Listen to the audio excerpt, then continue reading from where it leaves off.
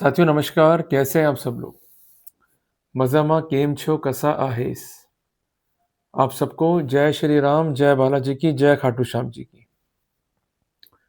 कई बार आपकी ये क्वेरी आती है कि क्या चांसेस हैं प्रिवेंशन ऑफ करप्शन एक्ट को जीतने के? आप जो ये क्वेरी करते हैं, बेसिकली एक सामान्य क्वेरी है। पर अगर हम देखते हैं कानून को, तो बहुत मोटी-सी बात ये है कि अगर प्रोसिक्यूशन हो जाएगा succeed to prove the facts beyond the reasonable doubt, तो ऐसे सिनेरियो में प्रोसिक्यूशन जो है वो हो जाएगा सक्सीड।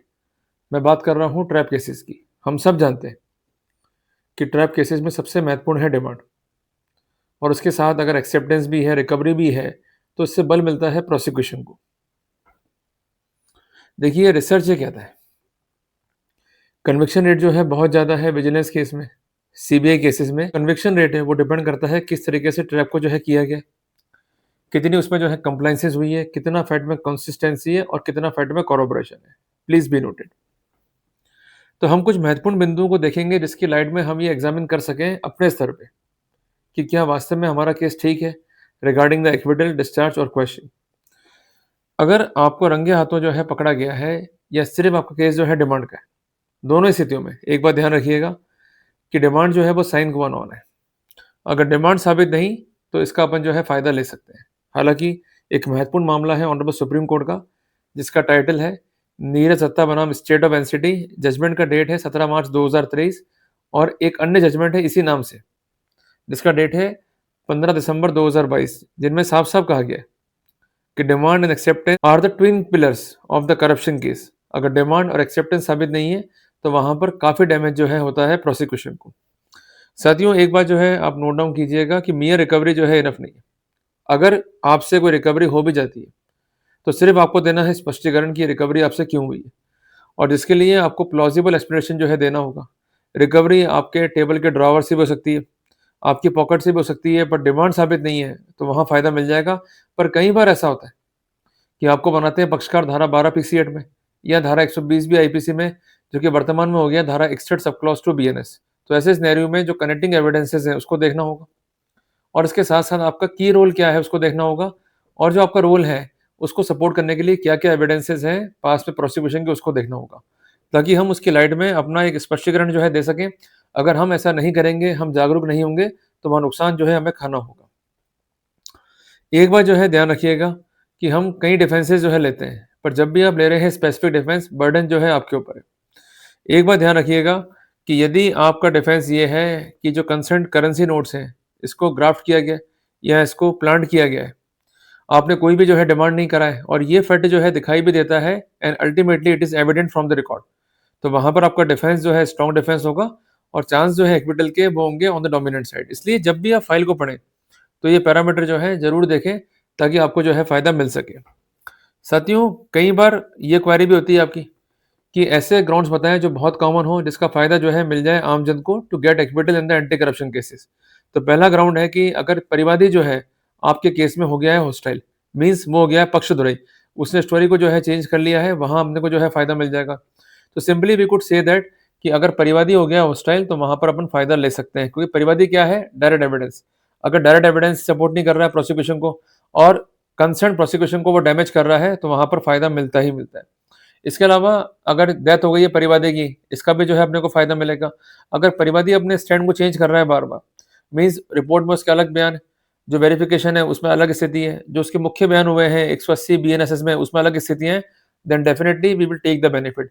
तो हर एक पॉइंट जो है काम का है, इसलिए आप पूरी फाइल को पढ़ें, स्पेसिफिक करें अपने केस को, ताकि अपने को जो है फायदा मिल जाए। क्लियर हो गया अपने को?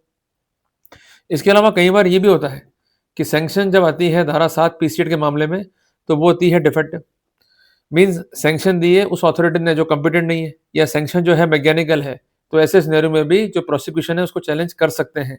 इसलिए सैंक्शन को भी जो है आप देखिए गौर से, it is also the vital document. Her documents पर हमें संदेह क्रिएट करना है, जितना हम संदेह क्रिएट कर पाएंगे उतने ही चांसेस एक्विटल के बढ़ते जाएंगे। ध्यान रखिएगा इस बात को। सबसे इंपॉर्टेंट बात है कि जब भी ट्रैप होता है तो वहां पर जो शेडो विटनेस है उसका एक महत्वपूर्ण योगदान होता है। मैक्सिमम जो गवाह होते हैं एंटी करप्शन केसेस में ये होते हैं hearsay evidence. Basically shadow witness करता है कॉरोबरेट, पर शेडो विटनेस भी कॉरोबरेट नहीं कर रहा है और वही साफ साफ कहता है कि मैंने ना देखा ना सुना, तो वहां पर चांसेस जो है ज्यादा है।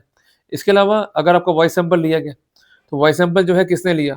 क्या मजिस्ट्रेट ने उसमें आज्ञा दी या नहीं दी? इसके अलावा जो रिपोर्ट है एफएसएल की, उसको सैंक्शन अथॉरिटी के द्वारा कंसीडर किया गया या नहीं किया गया व्हाइल इंक्लाइनिंग द सैंक्शन, ये भी वाइटल पैरामीटर है। इसके अलावा अगर जो एफएसएल रिपोर्ट है उसमें ये फैक्ट निकल के आता है कि आपकी आवाज़ जो है संभावित है, जिसको हम कहते हैं प्रोबेबल वॉइस, तो वहाँ पर जो है अपन फ़ायदा ले सकते हैं। इसके अलावा अगर इलेक्ट्रॉनिक एविडेंसेस है, उसमें इनकंसिस्टेंसी है, मैनिपुलेशंस एविडेंट है और इसके अलावा कंप्लायंसेस नहीं है धारा 65 बी एविडेंस एक्ट की या धारा 63 बीएसए की, तो वहाँ पर अपन जो है फ़ायदा ले सकते हैं। तो कुल मिला करके हम एक चार्ट जो है तैयार कर लेते हैं, ताकि हम निष्कर्ष जो है निकाल सकें इफेक्टिव तरीके से।